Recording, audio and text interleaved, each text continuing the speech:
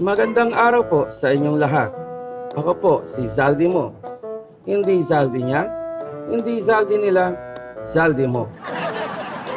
Dati po akong tanod na laging tinatanong sa barangay hall kung nasaan ang CR pero umalis na ako dahil sa anomalya.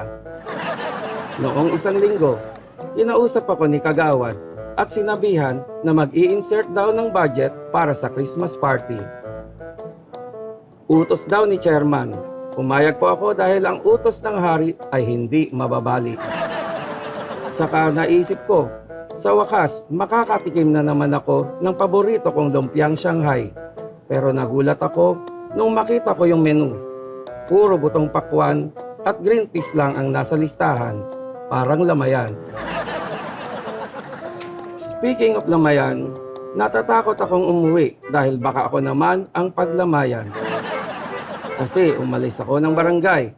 Sabi ni Kagawad, wag daw akong umuwi at sila daw ang bahala sa akin. Kaya hanggang ngayon, nandito pa ako sa kabilang barangay, sa Espanya.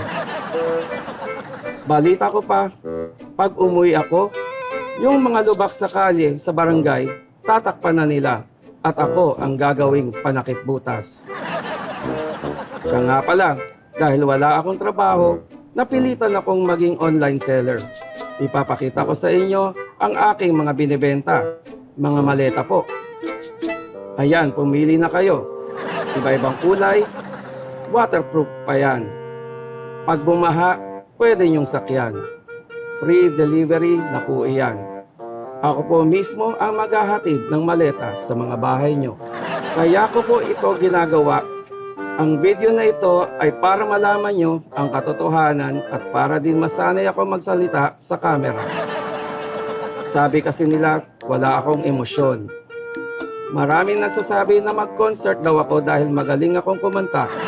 Pero sabi ng mga bashers ko, para daw akong tumutula. Hindi ko na alam kung sino ang paniniwalaan ko. Kayo, naniniwala ba kayo sa pinagsasabi ko? Maraming salamat po. Ako po ay inyong-inyo para sa katotohanan. Tandaan, ito po ang Zaldi mo, no?